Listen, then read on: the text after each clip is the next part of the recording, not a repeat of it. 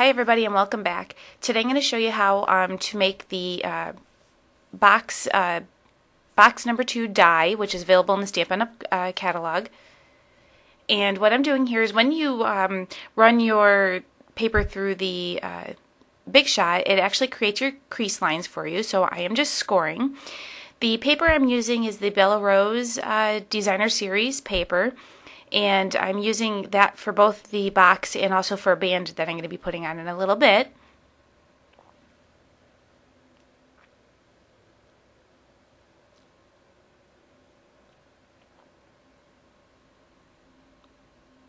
Okay, now that I'm done folding the score lines, what I'm going to do now is using some snail, add some adhesive on the tab that's on the side of the box. And as you can see, I'm having a little problem here. It's because I ran out of snail in my dispenser, so I had just enough to be able to put this box together. You'd probably want to use sticky strip or some other stronger adhesive. Snail worked fine for the video, but for giving as a gift, you want to have something that's a little stronger. And what you do now is fold in your tab, and you just fold your box in half, and that's how you easily get your box together.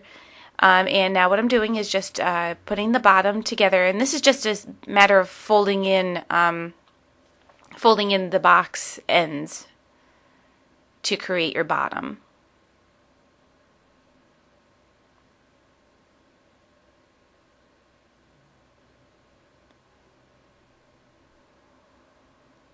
Okay, and what I have here is some old olive cardstock. And what I'm going to do is run this through the crimper, and I'm going to use that to make stuffing for inside the box. And I just cut these. There's no particular size. I just took a piece of scrap cardstock that I had and just cut it up in thin strips using my paper trimmer.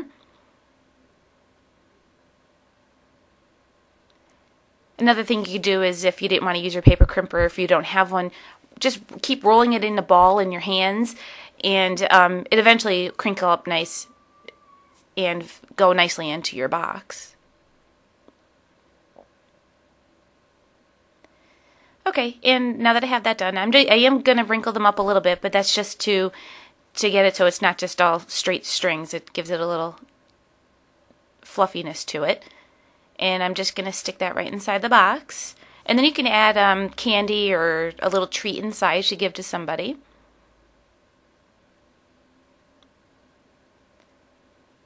And I'm just trying to stuff it all inside just so I can close it up. It'll be easier now to put the band around the outside of the box.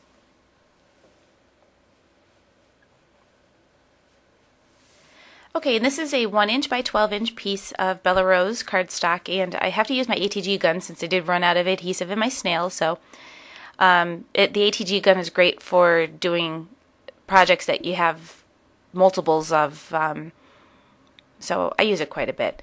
So what I'm doing is just going to adhere one end of this to the side of the box and wrap that around. And what I did was I created my own score lines, so I didn't have to try to measure and figure out where to score at.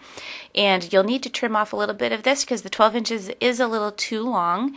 And what I'm going to do now is just add my adhesive so that I can add the band or adhere the band to the box.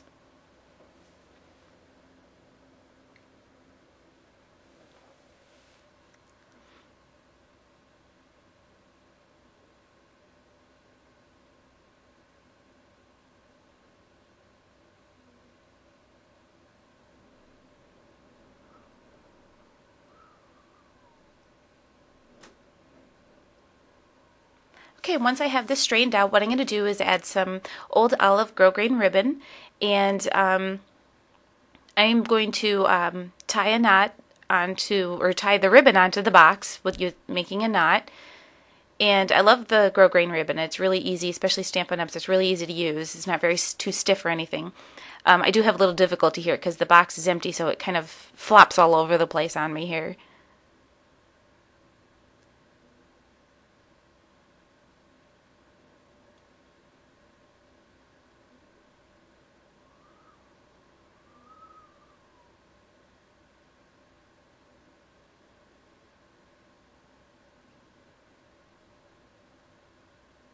And once I have this straightened out, what I'm going to do then is just trim the ends of the ribbon.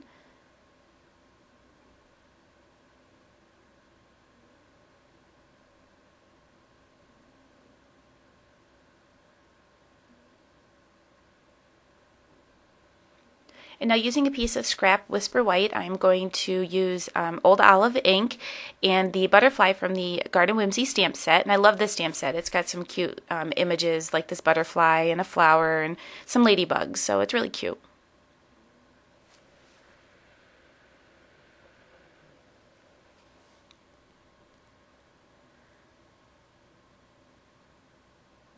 Okay, what I'm going to do now is using a 1 3/8 circle punch. I'm just going to punch out the butterfly, and the butterfly doesn't fit completely in the circle, but that's okay because I did want it to look like it was going off the paper. So, if for some reason I felt that I needed to put my adhesive on now rather than punch out my scallop circle, so I'm doing that now. And what I'm going to do now is the scallop circle with the chocolate chip cardstock. I use my scallop circle punch quite a bit. I use it on a lot of my projects.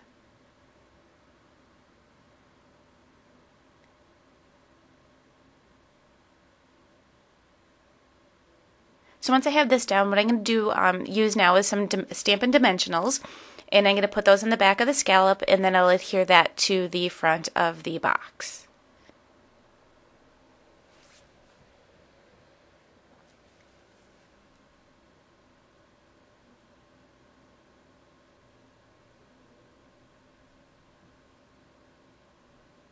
Hope you enjoyed today's video. Thanks for stopping by.